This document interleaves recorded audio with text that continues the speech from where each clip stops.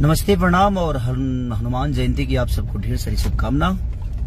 बहुत दिन बाद लाइव आया हूँ मैं, क्योंकि सिचुएशन ही ऐसा नहीं था कि मैं लाइव आऊँ। बहुत सारी प्रॉब्लम थी भोजपुरी इंडस्ट्री में, चली रही है अभी, और इसमें बोलना ठीक नहीं समझा मैं।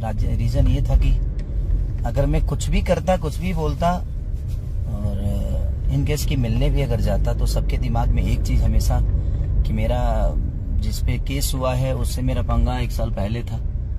लोगों को लगता कि नहीं, खेसारी लाल यादव ने जानबूझकर सारी चीज़ें कराई है। तो मैं थोड़ा सा डरने लगा हूँ चीज़ों से कि बेमतलब कि कोई मतलब ही नहीं बनता है।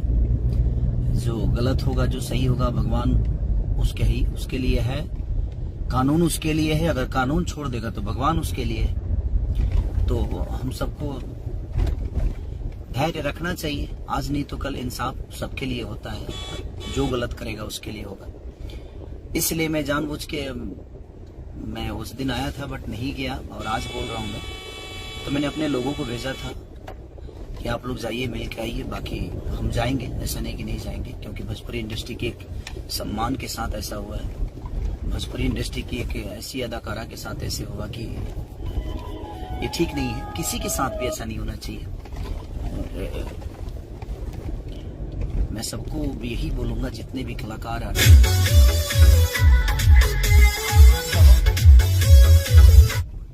कि अगर आप फ्रस्ट्रेट हो या कोई भी प्रॉब्लम हो, तो प्रॉब्लम का हल आपकी मौत नहीं है। आप जिंदा रह के अपने जीवन को और लड़ना सीखिए। लड़ने में जो मजा है ना, वो मर के करने में नहीं। तो ये बहुत, और आपके पीछे आपकी परिवार है, फैमिली है, उसको हमेशा ध्यान रखना चाहिए। और आपके इतने फैन फॉलोइंग है, आप अपने फैनों को कहीं ना कहीं धोखा दे रहे हैं, तो वो चीजें ठीक नहीं है। बट ठीक है, जो भी हुआ वो बुरा हुआ। और आज मेरा एक शो भी है,